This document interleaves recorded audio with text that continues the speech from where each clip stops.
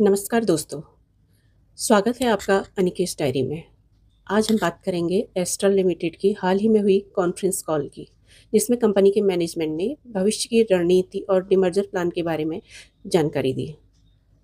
सबसे बड़ी खबर यह है कि एस्ट्रल अपने केमिकल बिजनेस को अलग करने जा रही है।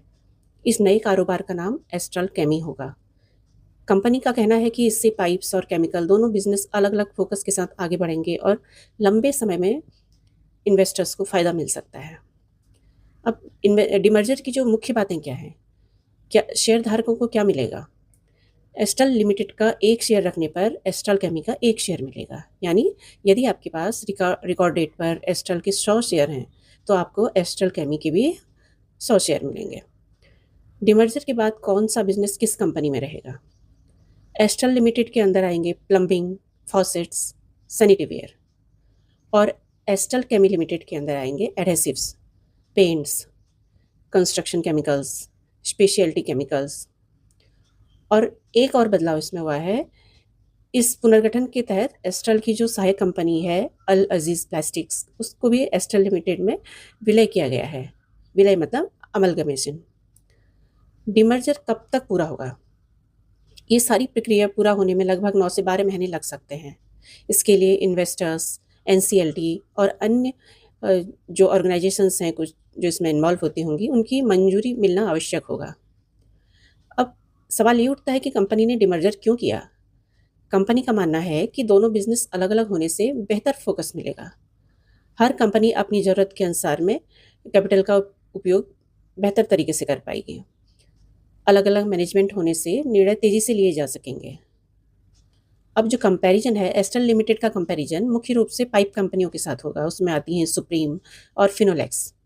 इस टाइप की कंपनियों के साथ में उनका कंपैरिजन होगा। और एस्ट्रल केमी का कंपैरिजन होगा एडहेसिव और केमिकल क्षेत्र की कंपनियां जैसे पिडिलाइट। अभी सेकंड बिग लिस्टेड एडहेसिव कंपनियों में ये सेकंड बिग कंपनी होगी पिडिलाइट के बाद। हालांकि कई ब्रोकरेज हाउस का मानना है कि लंबी अवधि में यह जो डिमर्जर है वो इन्वेस्टर्स के लिए एक वैल्यू अनलॉकिंग की दिशा में एक सकारात्मक कदम साबित हो सकता है।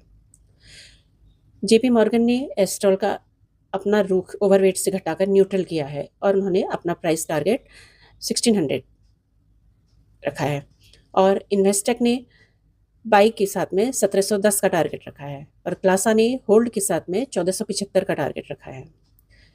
ब्रोकरेज का मानना है कि केमिकल्स बिजनेस के डिमर्जर की घोषणा के बाद निकट अवधि में शेयर में प्रॉफिट बुकिंग और उतार चढ़ाव देखने को मिल सकता है।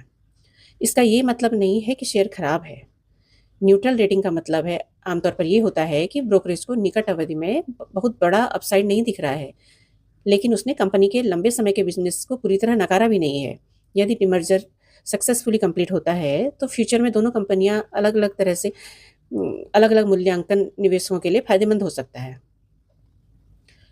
कॉन्फ्रेंस कॉल के दौरान मैनेजमेंट ने यह भी स्पष्ट किया कि उन्होंने कोई नई प्राइस सेंसिटिव जानकारी शेयर नहीं की है। इनका पूरा फोकस इस बात पर था कि डिमर्जर से दोनों बिजनेस अपने अपने हिसाब से तेजी से आगे बढ़ सकेंगे।